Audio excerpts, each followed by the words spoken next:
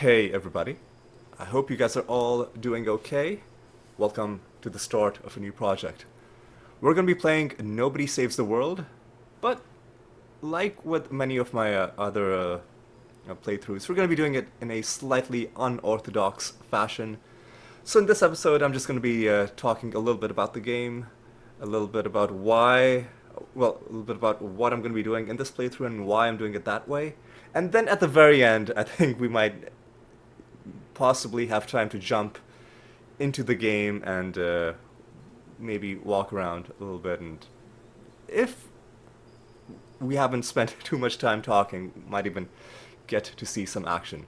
So, what is Nobody Saves the World? It is a wonderful, just an adorable, awesome little action RPG made by people from Canada, actually, from Toronto. I didn't uh, realize this until I'd beaten the game and I was watching the credits roll, and then Ontario was mentioned, like some Ontario arts funding program was mentioned in the credits, and I was like, wait, that's where I am. And then turns out they're Toronto based. Anyway, like awesome game, but I'm gonna be doing this playthrough slightly differently. So the way most people do playthroughs is they'll start a game blind, they'll play through until the end of the story, and then maybe they'll do all of the side quests, maybe not. Usually, I think people try to do the side quests if they can, and then maybe they'll do some of the optional content beyond that. But at a certain point, people are like, okay, I've experienced enough of this game. It's time to call it good, and then they just move on to the next game, which is fine. But for me, I like to play games in a completionist way, and to me, that's a lot of fun. And I also want to do playthroughs in a completionist way, but that's where the complication comes in, because not everything lends itself well to being video recorded, right?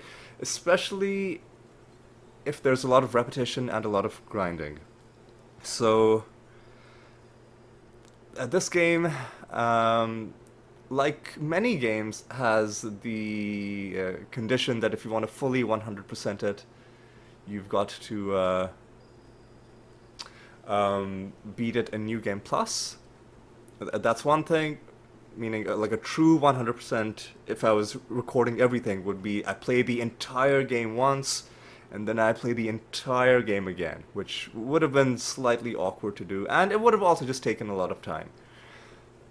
Because it is slower to record, like it adds more, just like things that take away your time. Even if it was a no commentary thing, playing it, playing and recording it would still take more time. But it's not just about the time. There are other reasons as well.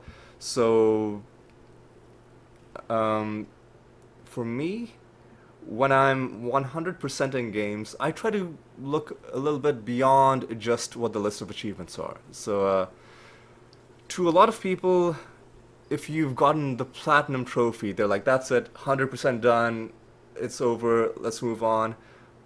Which is fine. If you've gotten the platinum trophy, you've obviously done most of the game.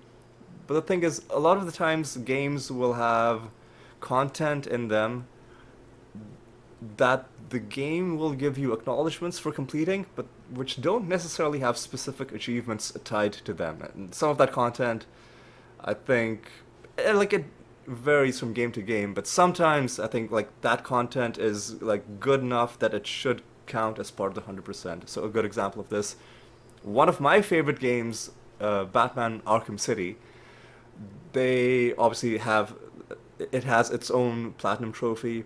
It has its own DLC. The DLC has its own, trophy, like Steam achievements, depending on what platform you're playing it on. But then at some point they introduced an update called Joker's Carnival, which is just like a really fun but very difficult combat challenge. And the game will acknowledge that you've done it in game by, you can get one, two, or three medals in that challenge with each character. But there's no achievement associated with it. But to me, a 100% playthrough of Arkham City, for example, would not be complete without doing that challenge. And this game has something similar in that it has its own sort of like base level platinum trophy, and then it has its own DLC. The DLCs with, I think just one DLC. I think DLC with its own set of trophies, and then it has um, a. I'm pretty sure this was a free update. Like I bought all of the things in this game in sort of one package with the DLC included, but I think the Impossible Dungeon might have been a free update. Certainly there are no achievements associated with it. It's just part of the game when you play. And what the Impossible Dungeon does is it also adds a very difficult dungeon, and the game will have its own way of acknowledging when, acknowledging if you've done well in that dungeon, but it doesn't give you any achievements associated with it. But to me, this dungeon has to be part of the 100%, and there is one aspect to the sort of in-game acknowledgements that you get for playing this dungeon that involves a staggering amount of grinding. So I would have had to cut a lot of that out as well. This is all just me justifying why this playthrough isn't going to be a full recording of all the time spent playing this game. Pretty soon you'll have some a numerical indicator for why that's the case in terms of hours spent in this game. Like as soon as we go past the screen and look at my save file, you'll understand what I mean. So as you can tell from the title, this is going to be a new game plus playthrough, but it's also going to be a 100% playthrough, meaning we're going to be maxing out the Impossible Dungeon first, and then we're going to be going into our new game plus playthrough. And I imagine the way it's going to work is excuse me, the way it's going to work is we'll spend one episode, hopefully just one episode, on the Impossible Dungeon, because most of it on my end is done. Most of the grinding is done. Just a little bit of it is left. It'll give you a chance to see what the dungeon is like, what my strategies look like, and anyway, that stuff we'll get into once we jump into the game. And that's just a bit of a sneak peek for how things are going to go. Now let's talk a little bit about the game itself. It's a game it's an action RPG about a shapeshifter who, like, with, a lot of the trope, a lot of games where you have amnesia, you don't know who you are. So your character, not knowing what their name is, they are referred to as nobody. So when the game says nobody saves the world, they're referring to you. You are nobody. However, nobody does have some special powers. Specifically, nobody is able to transform into different entities, right? Nobody is a shapeshifter. And in fact, on the screen right now, you see some of the things that nobody is able to shift into, right? So, going clockwise, starting from the top right, there's a bodybuilder, there's an archer, there's a ghost, there's a zombie, there's a slug. That person in the top hat is a magician. Then there's a rat, a horse. That skeletal entity is a lich. That horrifying creature on top of the lich, believe it or not, is a mermaid. Then there's a guard, And then to the right of that is a bearded gentleman who I'm not going to tell you who he is. He'll his identity will be revealed as the story progresses, and we'll get to see this when we play New Game Plus. One thing I will say is that this playthrough, watching this playthrough, I think the way you'll get the most enjoyment out of this is if you've already played the game yourself. Or if you have at least watched a playthrough and so you know how some of the basic mechanics work. Because when we start New Game Plus, everything will already be unlocked. So if you don't know how the game works, I'll be doing my best to explain like what skills I'm using and why I'm doing things, like which forms I'm using, what the useful skills are, changing them up, and why I'm making those changes. But I think if you come in with some background about what the game has, that'll be maybe a way to get a bit more enjoyment out of this. To that end, I'm gonna actually leave a link in the playthrough to a link in the description to a playthrough that I watched of this game before I started playing. In fact, this playthrough inspired me to actually buy the game myself. It's by a YouTuber by the name of SB. Wonderful playthrough. So,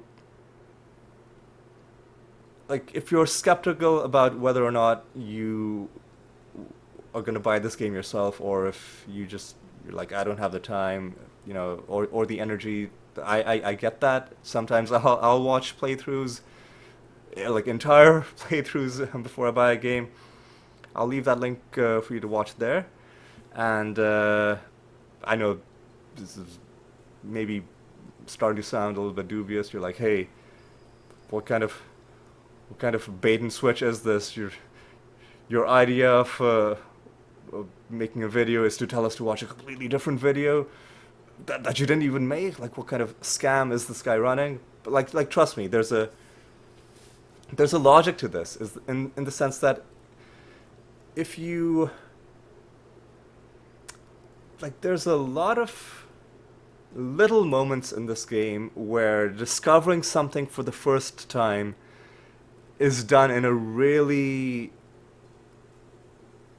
well done and really impactful way, especially discovering a lot of these forms. So like I mentioned on the screen, there are things that you can transform into. There are some things that aren't on this screen, actually. Some really interesting... Oh, by the way, when I was going counterclockwise, I forgot to mention that between the ghost and the zombie, that oval, not a full oval, but that egg-shaped thing, that is literally an egg. And that egg is genuinely one of the things you can transform into. And the egg actually has some very interesting, a bit of a story to it. And if you play the game, or if you watch a playthrough from the start, you'll get a lot of these little story beats that you won't necessarily get the same way when you're watching my New Game Plus playthrough. So, to that end, I'm like, okay, I'll leave a link to the playthrough that I watched. A wonderful playthrough, by the way. The Let's Player who did it is just really good at what they do, and with this game in particular, I thought they did a really good job of responding with good humor to the strange things that the game throws at you. I thought about doing a full playthrough, but I opted not to for two reasons. Number one, I've already, things have already been spoiled for me by virtue of having watched the playthrough, so you wouldn't be getting my fresh, blind reaction to the crazy stuff that the game springs on you, which would have been like more than half of the point of doing it. So already that would be gone, and then obviously it would take a lot of time. Playing that myself would have been a quicker way to do it. And the third point, if I'm being honest, is that this person probably did a better job on that initial playthrough than I would have done anyway. Like I said, they're really good at it. So if you want to learn a little bit more about this game, but you're on the fence about whether to buy it, I do recommend watching. I mean, like, you don't have to watch that specific playthrough. That's just the one that I watched, but it was good enough that it inspired me to buy the game myself. So keep that in mind. But you can watch like no commentary, like you can. I'm not gonna tell you how to enjoy watching a playthrough of this game. That's up to you. Like, one option potentially is the playthrough that I watched, and the link, as I mentioned, is going to be in the description. Alright. With all of that said, I think it is time for us to finally go into this game. We're not going to be playing just yet. Like I said, there's going to be something that I'm going to have to show you when we go into the save slot screen. So first of all, I've already beaten the game. This is what the game is telling me, that I can create a new slot for New Game Plus based on this completed game. Now, let's just take a look at the numbers in this slot, and this will tell you why I didn't make a full playthrough for everything, which is right now it's nearly 68 hours. Now the game itself, even grinding, doing all of the DLC, taking all of the shape-shifting forms to S rank, all of that grinding, I think I finished that in less than 20 hours. Ish. Maybe a little bit more than 20. I should have kept track of how long it took, because the rest of this time, the nearly 50 hours ish, 50-ish hours, has been spent exclusively in the impossible dungeon. And you might be wondering, hey, well, like, what even is there to do in the impossible dungeon that would take that long? Well, let's go into the game and let's find out. So by the way, this, what you saw in the loading screen was the title character, Nobody. There he is, walking around. He's wearing a hat. The fact that he's wearing a hat is kind of story related. I'm not gonna spoil why. We'll find out ourselves when we play New Game Plus. But here he is. This is the form that you start out as when you play the game. The only thing he can do is this attack, and that's about all he can manage. Now we are at the impossible dungeon, which, as you can see, the building has a very interesting sort of Cuphead-esque vibe to the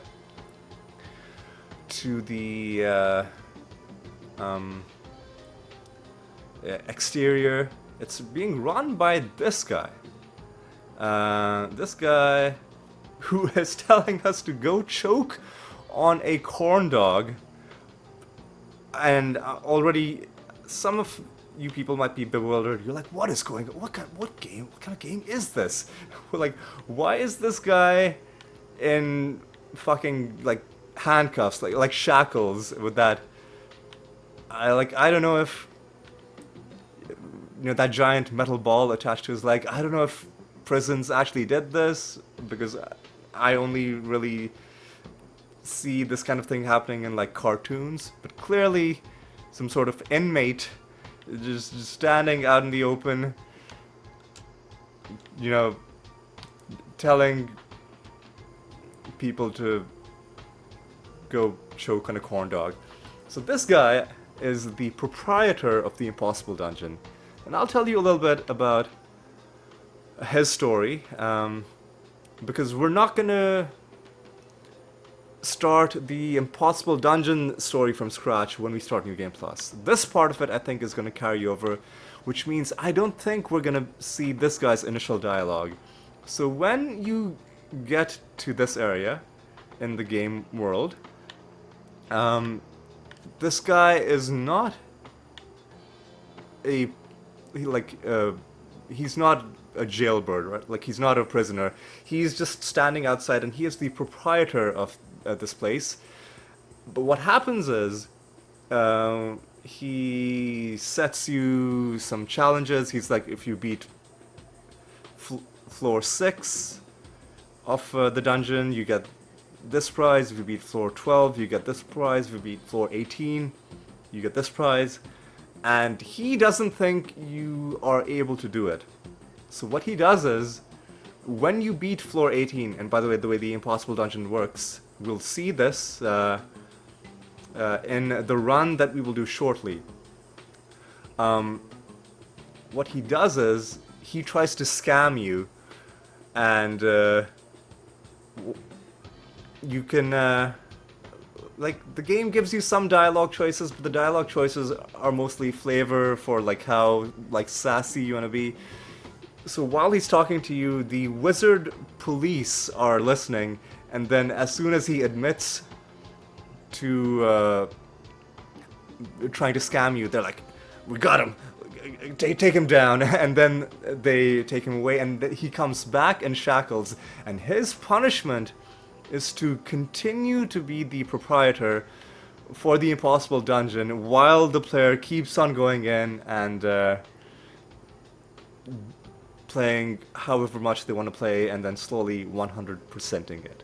It's a hilarious story, and if you play it yourself, if you play this game yourself, I do highly recommend at least checking the out this guy, getting his initial flavor dialogue, and getting past the floor 18 boss, because that's when the hilarious cutscene happens where this guy gets arrested. It's a lot of fun. I mentioned the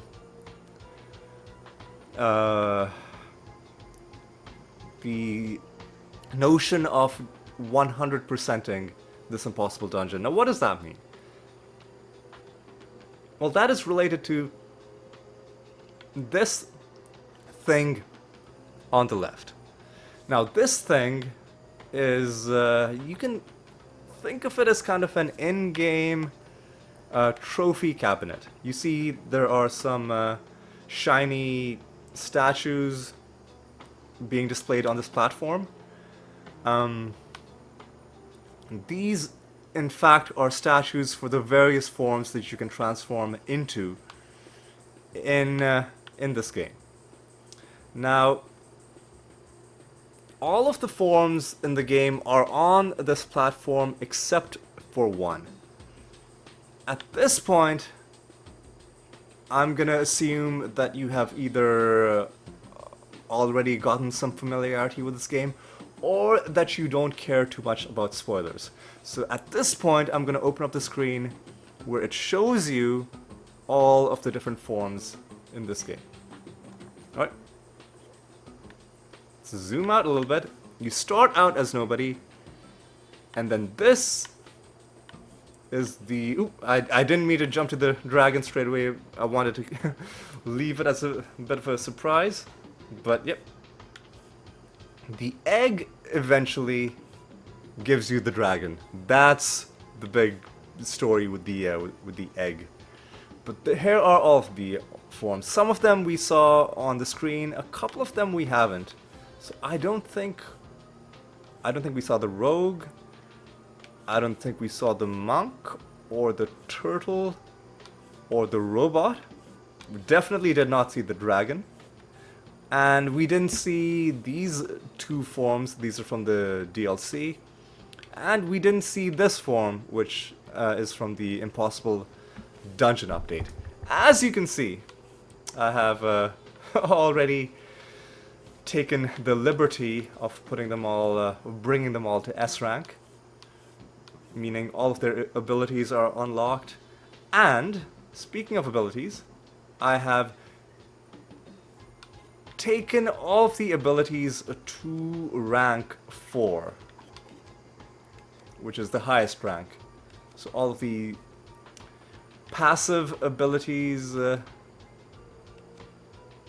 and the active abilities. So the passive abilities are the ones to the left, and then there's a couple pages of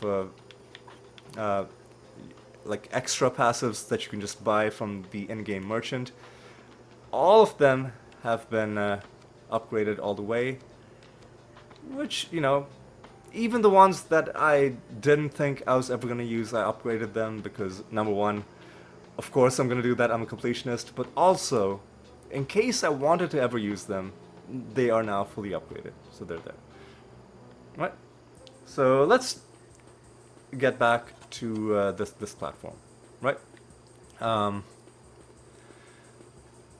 The eagle-eyed among you, when I showed you that screen with all of the forms that you can transform into, will have noticed that there's one form missing.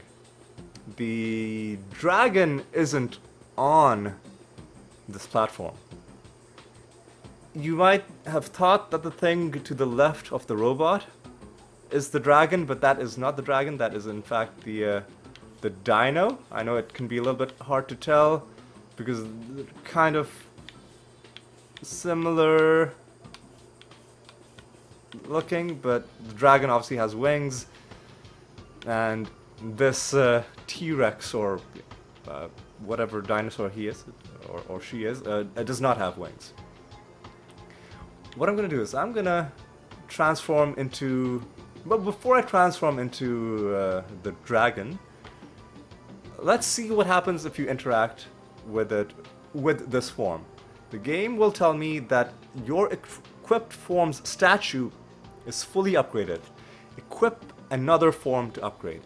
So what the game does is, every time you go into this dungeon, assuming you're able to beat at least one floor, you'll start getting some rewards. The rewards are in the form of tickets.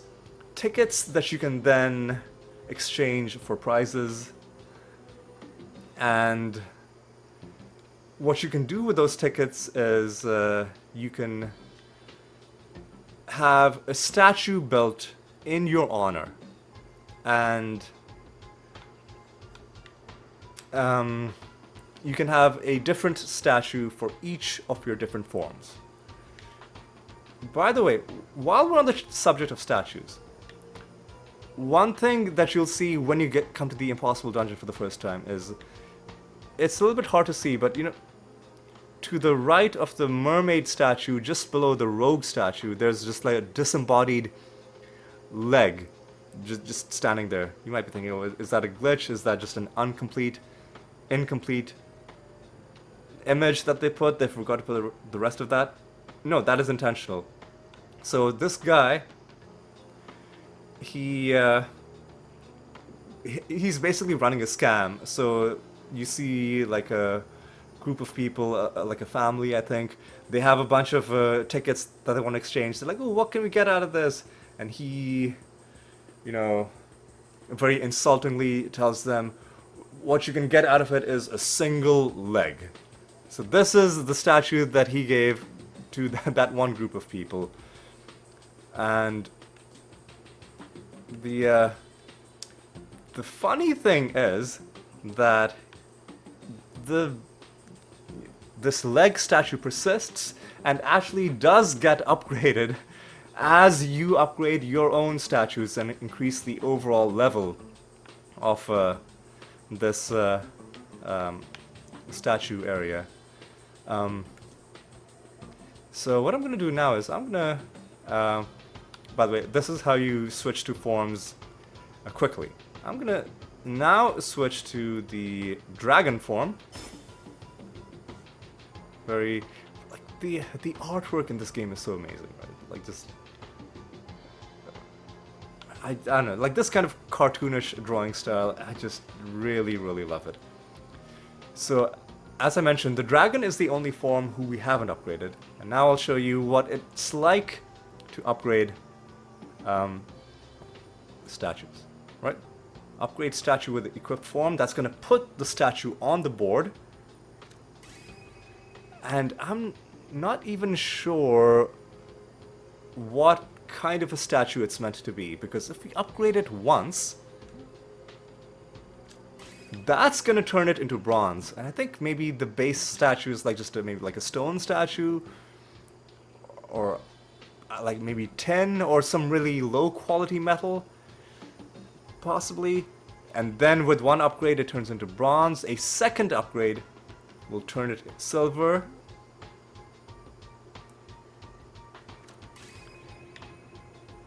Sorry, a third upgrade. Well, I mean, I guess the first one isn't an upgrade; it just puts it on the board. But let's call it an upgrade. Like its level 1 form is maybe like tin or like stone or whatever. The second form is bronze. The third form is silver, and the fourth form is going to be gold.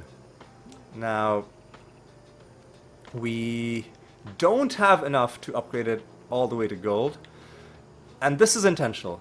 It's because I wanted us in this playthrough on recording to not just upgrade this, but also to get the currency that you need to upgrade this, because I think it'll be more satisfying doing it that way. How much time?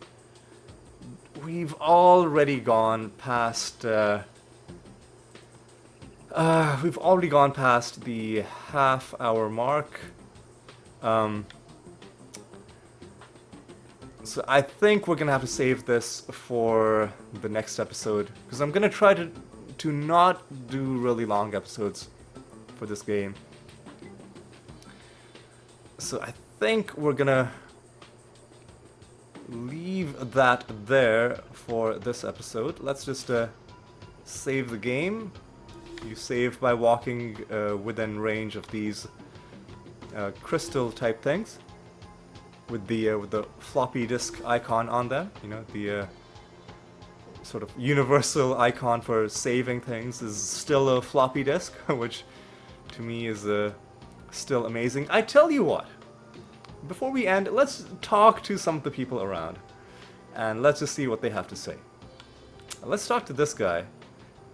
Congrats, you made the foot statue gold.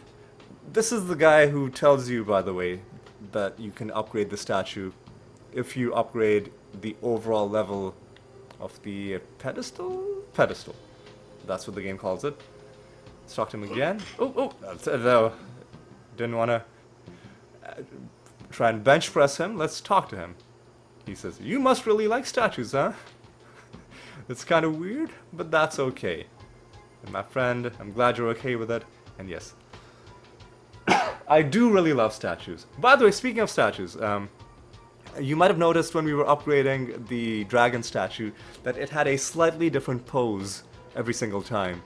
And that's the way it is with all of these statues, is that they'll have a different action pose with each upgrade that you make, and then the gold version will be the final pose that it's in. The reason that it's hilarious is because one of the forms is an egg, and the different action poses for the egg was literally just the same egg, but just tilted at a slightly different angle.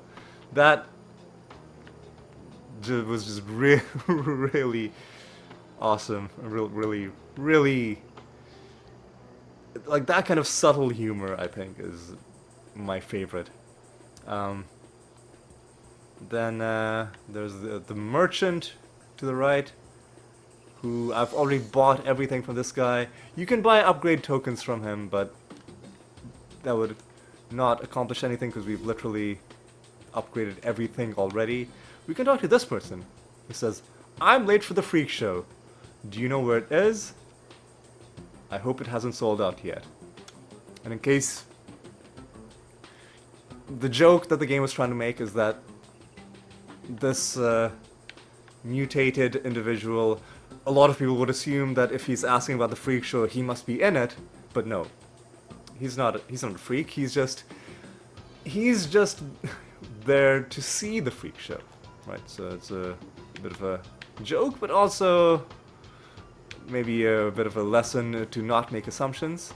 There's a dude selling popcorn, who's, ooh my god, that's a, ooh, oh no, that's a health code violation.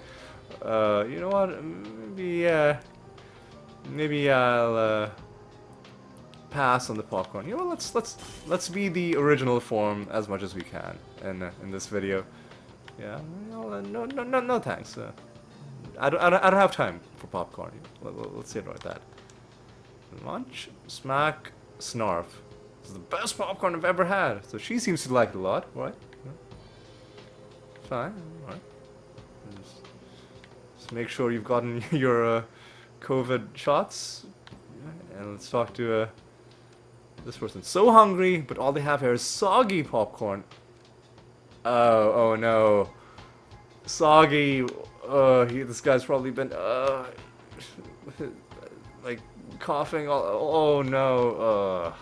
That's just, don't need, let's put that image out of our minds. Let's talk to this werewolf individual. Hey, did you know? No. Know what?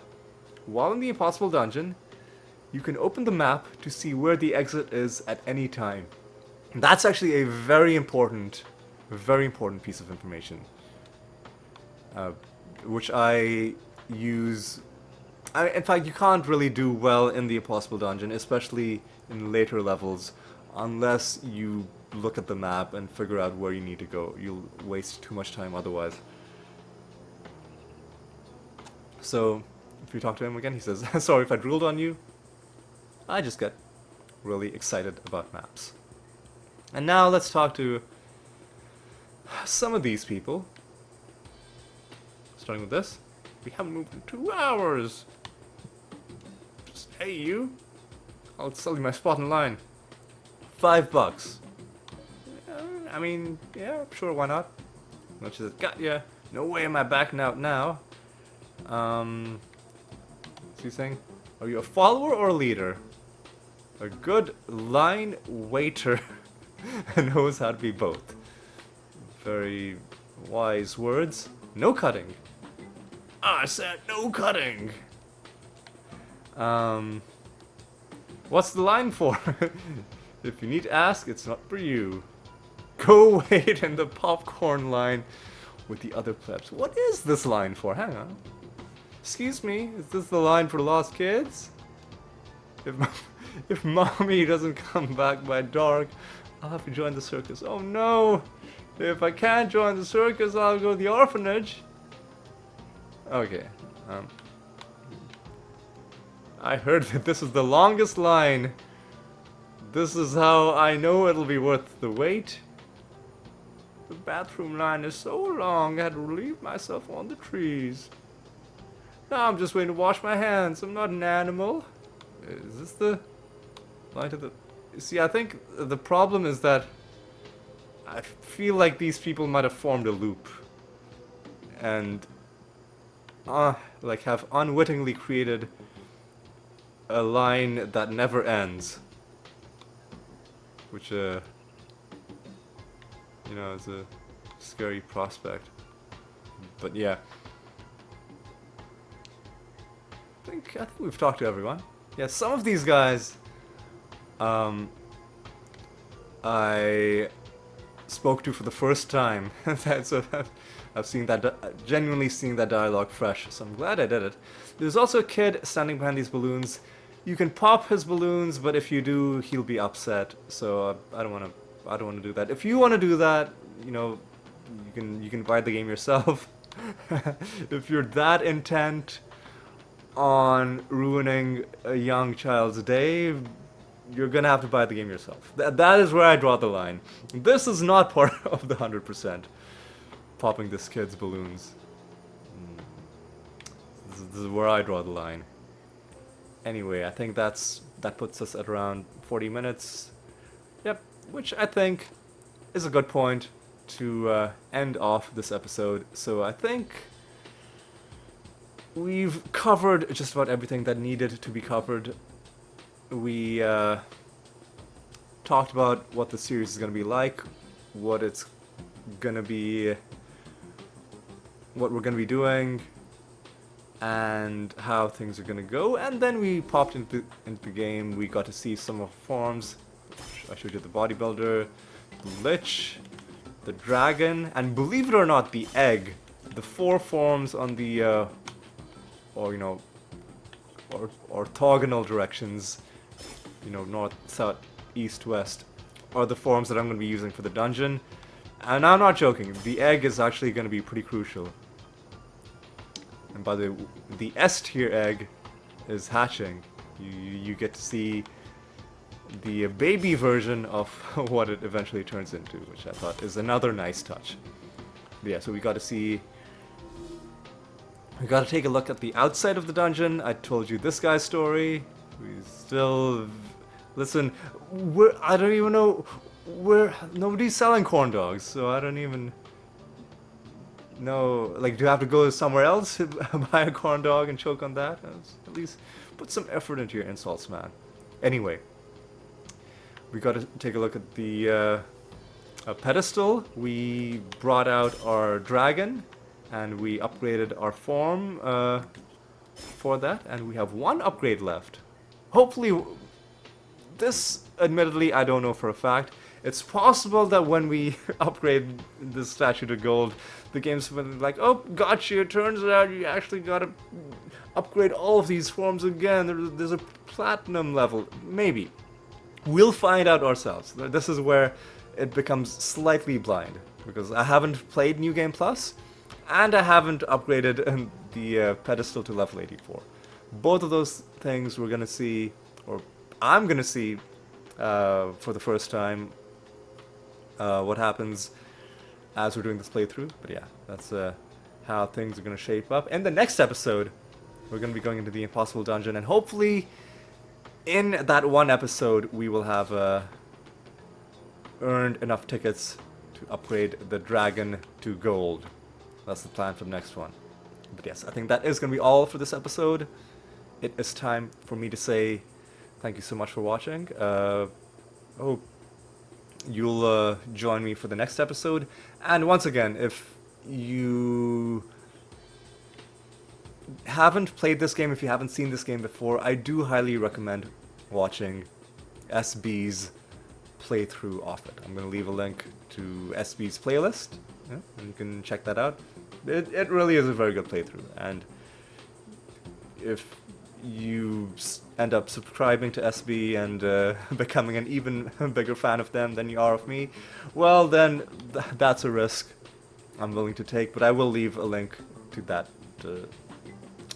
playthrough nonetheless. Yes, that's going to be all for this one. Thank you so much for watching. Hope to see you in the next time, in the next one as well. And until then, take care.